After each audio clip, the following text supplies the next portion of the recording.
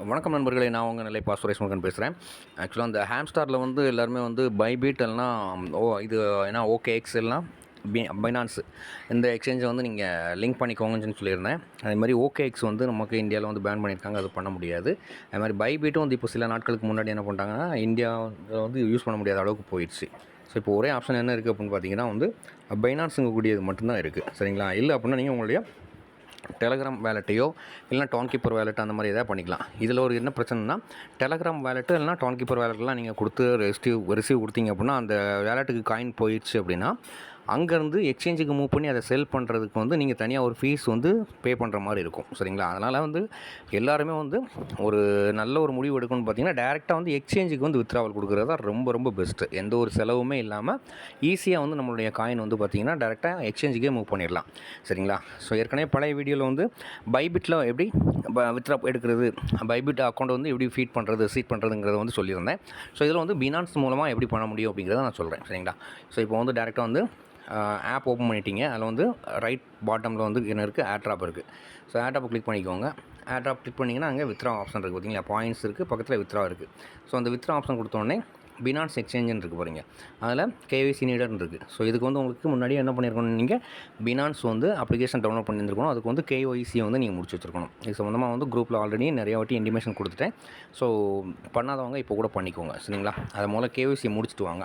முடிச்சுட்டு அதுக்கப்புறம் நான் சொல்லக்கூடிய இந்த ஸ்டெப்பு பண்ணுங்கள். ஸோ பினான்ஸ் எக்ஸ்சேஞ்சை கிளிக் பண்ணிக்கோங்க. கிளிக் பண்ண போது to you have finance account இருக்கான்னு சொல்லி உங்கள்கிட்ட கேட்குறாங்க. ஆமாம், எஸ் ஐ ஹேவ் இட் கொடுங்க. சரிங்களா? கொடுத்ததுக்கப்புறம் பார்த்தீங்கன்னா HMSTR ஹேம்ஸ்டாரோட டெபாசிட் அட்ரஸ் கேட்குறாங்க, மெமோ கேட்குறாங்க. சரிங்களா? அந்த ரெண்டும் வந்து மிக முக்கியமானது. ஸோ நீங்கள் என்ன பண்ணணும், பினான்ஸ் ஆப்புக்கு வந்துடுங்க. அப்படி டேரெக்டாக இந்த மாதிரி ஆப் ஓப்பன் பண்ணோன்னே இந்த மாதிரி தான் இருக்கும் உங்களுக்கு. மேலே வந்து பார்த்திங்கன்னா அந்த சர்ச் பார் இருக்குது பாருங்கள் டாப்பில், அதில் வந்து நீங்கள் கிளிக் பண்ணுங்கள். கிளிக் பண்ணிவிட்டு என்ன பண்ணுங்கள், இங்கே கூட பண்ண வேண்டாம், நீங்கள் டேரெக்டாக வேலெட் வாங்க. வேலெட் வந்துட்டு டெபாசிட் இருக்கு பாருங்கள், டெபாசிட்டை கிளிக் பண்ணுங்கள். டெபாசிட் கிளிக் பண்ணதுக்கப்புறம் மேலே டாப்பில் வந்து HMSTR ஓகேவா, ஹேம்ஸ்டர் கொடுத்துட்டு சர்ச் கொடுங்க.